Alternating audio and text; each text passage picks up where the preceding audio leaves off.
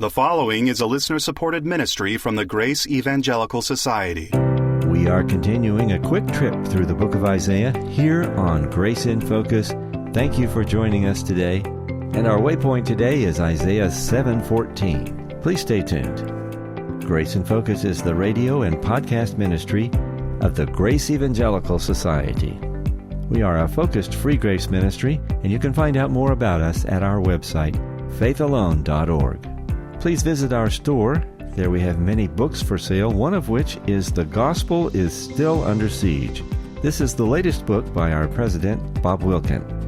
Once again, that's faithalone.org. Now, with today's discussion from Isaiah 7:14, here are Ken Yates and Kathryn Wright. We're continuing a series on the Old Testament prophet Isaiah, and I'll tell you, Isaiah is interesting for a number of reasons, and we're going to try to hit some of the highlights and some of the most common verses that people know about, and we got one of those today. But it's also interesting because when you get into the Gospels, you find Isaiah a lot. Yeah. Isaiah's quoted a lot. For example, we're coming out also with a commentary on Mark, and as Mark begins his gospel, he quotes from Isaiah, often. So Isaiah obviously is a very important book, and we're going to look at a verse that we really hear a lot, particularly at Christmas time. I was about to say, this one's definitely a quoted. I think we said chapter 1's one of the most quoted ones, but this one's got to be in the top 2 or 3 as well. Yeah, I have to think that maybe this is the most famous verse in Isaiah. I don't know. I mean 53, obviously, and then 118, but then, it's got to be up there. In the top 3. Yeah. Anyway, we'll get real Christmassy on you.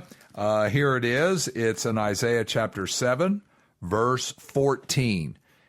Therefore, the Lord himself will give you a sign. And here it is. Behold, the virgin shall conceive and bear a son, and shall call his name Immanuel. Now, I don't know, maybe some readers will be aware of this, or maybe many, or maybe all of you will be, but this is a little bit of a controversial verse because we know from the Gospels that this is referring to Christ. Matthew 1, yeah. Right, Luke. in Matthew. Mm-hmm. And so the New Testament writers, under the inspiration of the Scriptures, say that Isaiah is prophesying the coming Christ, that a virgin will conceive and you'll call his name Immanuel, which Immanuel, of course, means God with us. Mm-hmm. And so Jesus was God in the flesh. He was born of a virgin, and he dwelt among the Jewish people, and That's right. He was with us. But I think it's safe to say, and you can correct me in your reading, Kathryn, if you got something else, I think the majority of commentators and teachers will say that it's not just Christ. That, in fact, I've even heard that the people who heard it in Isaiah's day, including Isaiah, would not have thought of it that way. Right. That a literal virgin would give birth. Mm-hmm. That, what will we call this, a double fulfillment, That's I think is the normal way this is understood. And what that means is there was a young woman in that day when Isaiah is talking, who was unmarried, who was a virgin, who would get married and have a child the normal way, and that's the way it was understood. She was a virgin at the time that Isaiah spoke, but she would get married and have a child. Or maybe just have a child illegitimately sometimes. Right. Yeah. And that's one fulfillment. But then it had a double fulfillment in the birth of Christ with Mary. And that would be a literal virgin in that case. Right. Yeah. That's another issue, is how do you define virgin there? Some will define it as just a young maiden or a damsel or something along those lines. And we were talking before, it could even be a woman who's been married whose husband died. Mm-hmm. And we know in the ancient world, for example, that usually younger women would marry older men, or it was very common, and then these older men would die.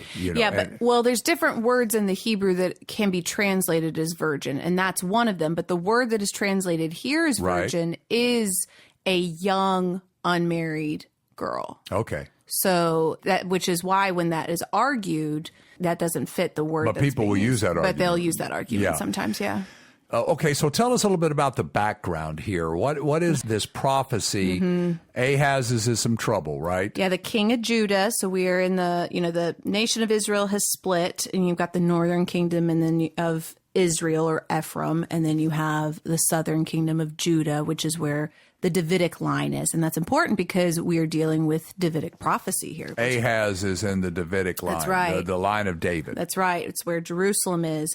And he's got some trouble. There's some news has come to him that the northern tribe of Ephraim, of Israel, and then also Syria are wanting to attack him.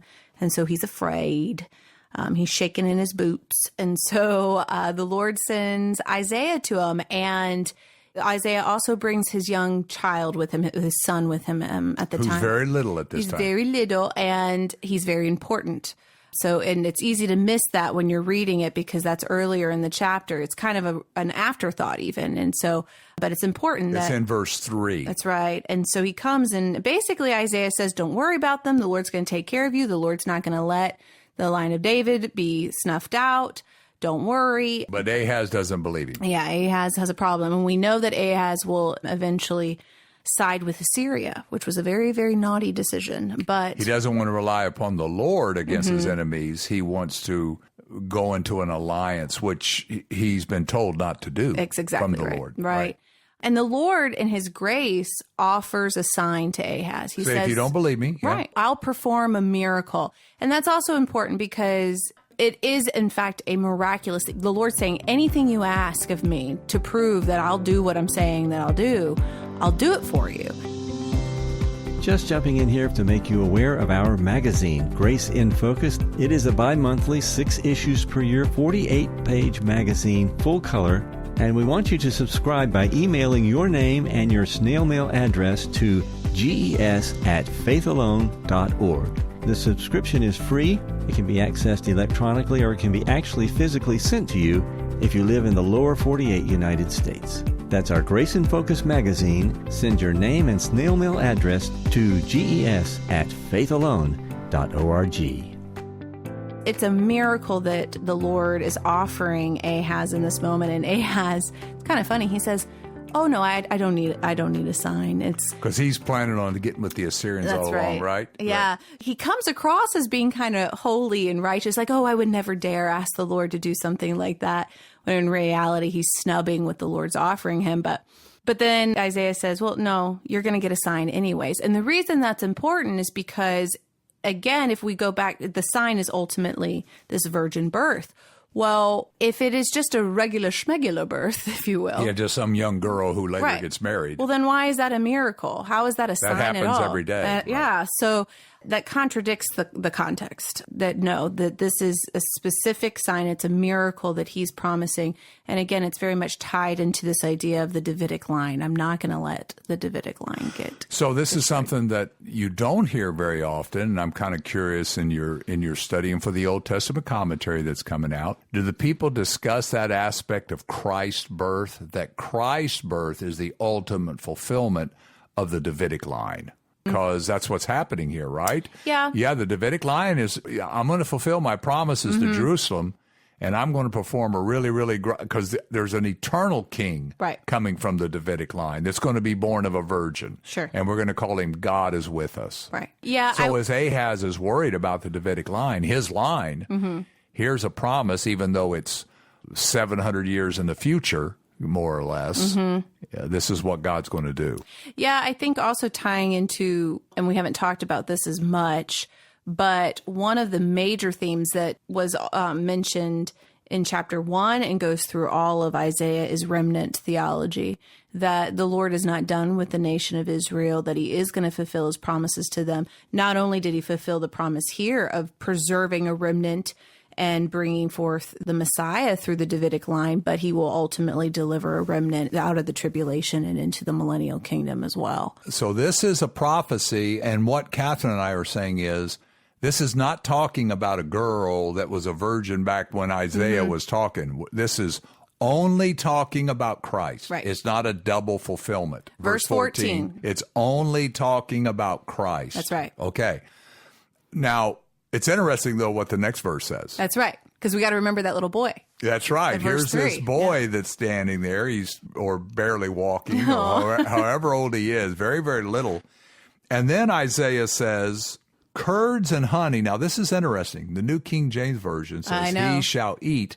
He is capitalized. Also, I believe the word child in the next verse is also capitalized, which it shouldn't be. And in verse 15, that he may know to refuse the evil and choose the good. For behold, the child, all those are capitalized. Right. So they're saying that all of these two verses are talking All about three, Christ 14, as well. 15, and 16 are But all they also referring. say there's a double fulfillment. That's right. So But this ultimately it points to Christ. Right. The traditional, I'll say traditional way of seeing this is the double fulfillment is all of these verses are referring to Christ, verses 14, 15, and 16, but they also all refer to this child that will be born of somebody contemporary of Isaiah's day. But what we're arguing is no, 14 is just Christ, and then verses 15 and 16 are just the child, Isaiah's son. And he's already born. Right. And so what Isaiah says is before this son, this boy grows up and he's able to discern between good and evil, God's going to deliver you from your enemies. The land that you dread will be forsaken by her kings. Right. Yes. So God is going to deliver you, these kings that are threatening you. And Assyria is coming as well. Right. And I just wanted to mention real quickly that this idea of a double reference, not a double fulfillment, but a double reference, we see elsewhere. For example, in Zechariah chapter 9, verses 9 and 10, we see in 9, one prophecy referring to the Lord's coming. The first coming. His first coming riding on a donkey.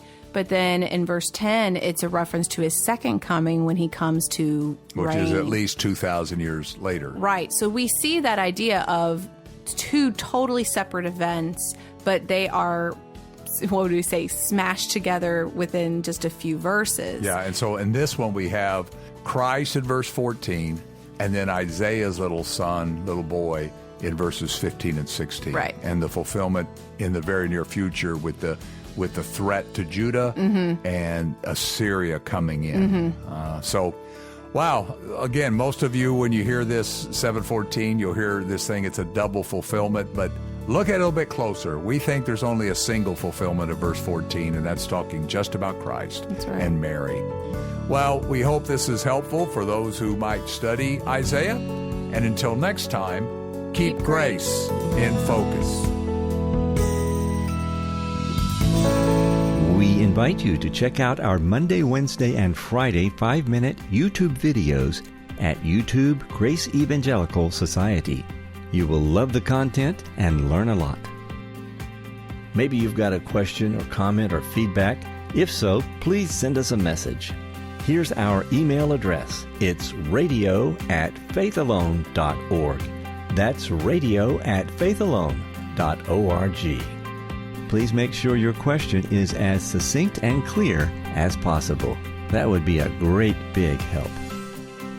On our next episode, a familiar Christmas passage, Isaiah 9, 6 through 7. Unto us a child is born, a son is given. Please join us again. And in the meantime, let's keep grace in focus. The proceeding has been a listener-supported ministry from the Grace Evangelical Society.